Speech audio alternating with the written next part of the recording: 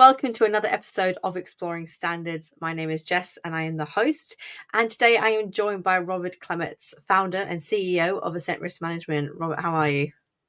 Hi, Jess. Yeah, very well, thank you. How are you doing? Yeah, I'm good, thank you. I'm good. So you've been on the show a few times now, and you're back on today to discuss how the pandemic has changed business continuity. And specifically, we're going to be looking at today ISO 22301, business continuity. So first, can you give us an overview of the standard for our listeners, please? Yeah, absolutely. Well, ISO 22301 is the international standard for business continuity management. So it looks at the whole framework of managing business continuity. So not just a plan that you enact, but what you do before, during, and after a disruption. So it's a really good framework. It's been developed over a number of years.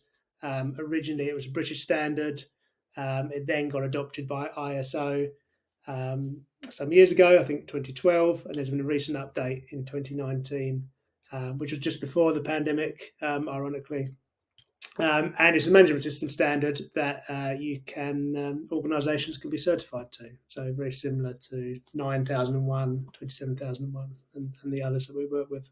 Fantastic. So you just said that it was updated in 2019 before the pandemic. But how have businesses changed since the pandemic and how has that affected ISO 22301? Yeah, I think it's been a really interesting situation since the pandemic, and why we thought it would be good to talk about on the podcast here, Jess, because the pandemic was probably the ultimate business disruption, because no matter the type of business that you were in, you were disrupted in some way, you're impacted. And some businesses found some positives in that, as well as all of the negative disruption. But what's happened since then is that many businesses have had to adapt the way they approach business continuity. A lot of the tools and the mitigating controls the companies put in place are now just business as usual. So things like working from home, working remotely, doing Teams calls. Many businesses haven't gone back to the old days. They've stayed online, or they've got a hybrid approach, which means that their business continuity sort of plans and procedures are happening every day. And that makes it difficult then to try and understand what really could impact the business and how that could change. Of course, there are some businesses that haven't changed that much. So if you've got a big machine in a warehouse or in a factory, obviously that's not something that you can easily do from home. So they're likely to have much more traditional business continuity plans and procedures for those. But even that would have changed, because during the pandemic, those businesses still had to operate. If you were in healthcare, you still had to go into the hospitals or into the locations. So even those businesses, I feel, have changed a little bit, but maybe not as drastic as your sort of professional services or tech companies might have done. So it's really, a really interesting time for business continuity. I think the important thing is that clients who, whether they've just got a plan or whether they've got the full standard, I think it's really important that everyone revisits a couple of things. One is the business impact analysis exercise. So that's something you have to do in the standard. And that just takes a look at all of your business activities and all of your processes, and then assesses which ones are more critical to delivering your products and services. So some are directly impactful, others are indirect, and you can have those disrupted for a longer period without becoming a problem. And what businesses are likely to find when they redo that business impact analysis is the priorities might have changed. So what was important, for example, an office, might be less important now. And other areas like IT or cloud-based services are probably very important now. So that just means that you're reordering the priorities. And that obviously then impacts your plans and procedures and what you put in place to mitigate it. So that's certainly the first thing I would do for businesses, for everyone now. If you had a plan before the pandemic, it's time to review it now for sure. So can you give us some examples of disruptions that businesses might face and how they can safeguard against them? Yeah, certainly. Well, as part of implementing the standard, you would look at the potential disruptions to your business, and that might be different depending on what you do, obviously. And that links into the business impact analysis that we talked about earlier.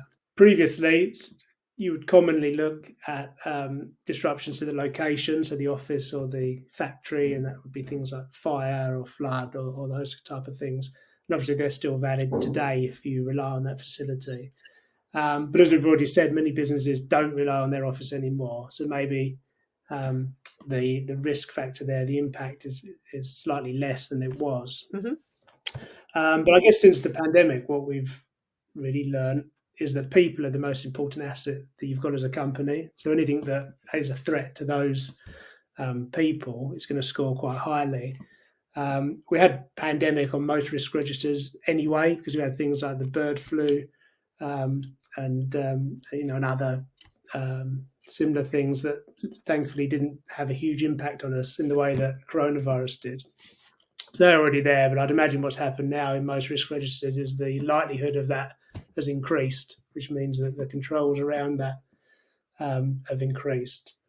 Um, I guess there's other business threats that maybe have less impact on people, but certainly impact the business. So we've seen the energy prices recently Hmm.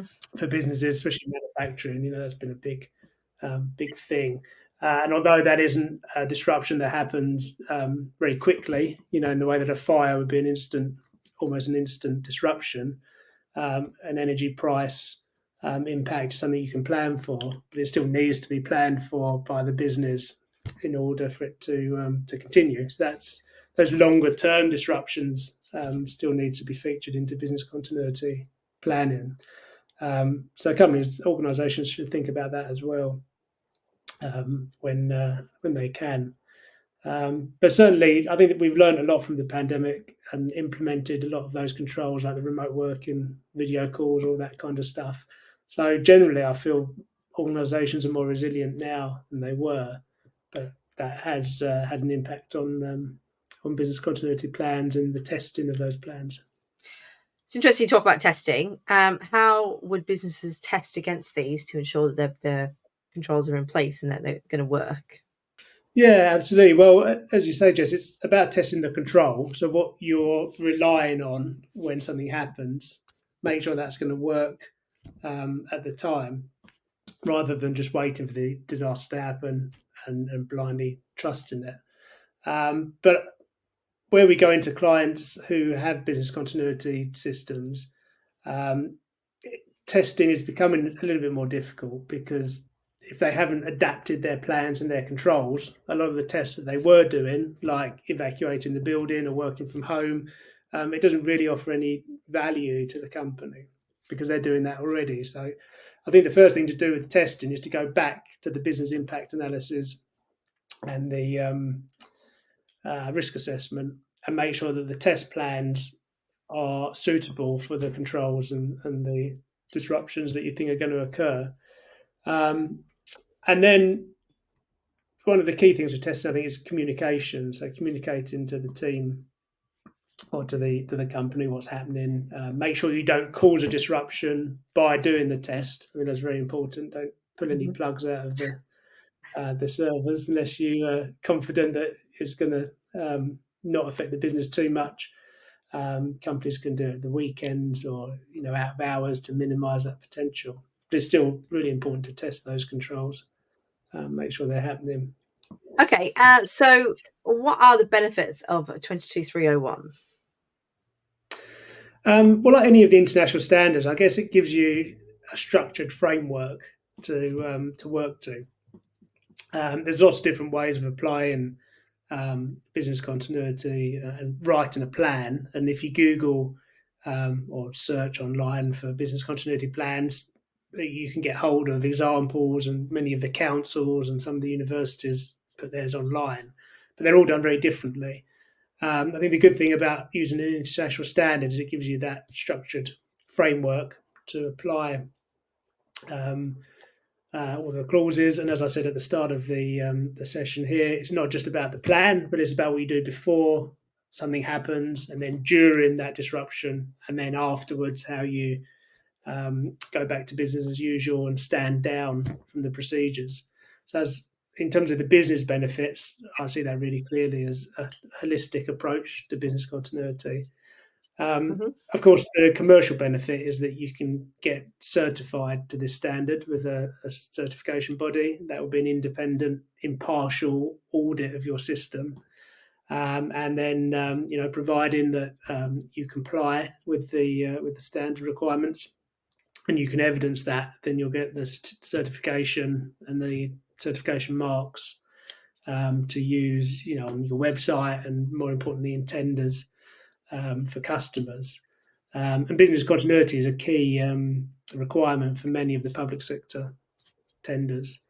Um, so it's within their supply chain to make sure that they've got resilience and that their suppliers are resilient. So often we're seeing it come up there now. So yeah, definitely a good thing to do. Well, thank you very much for today, Rob. I really appreciate you coming on the show and doing this with us. If you have enjoyed listening to today's episode, please make sure you rate, review, and subscribe. It really, really helps the podcast. And we'll be back in a couple of weeks with a new episode.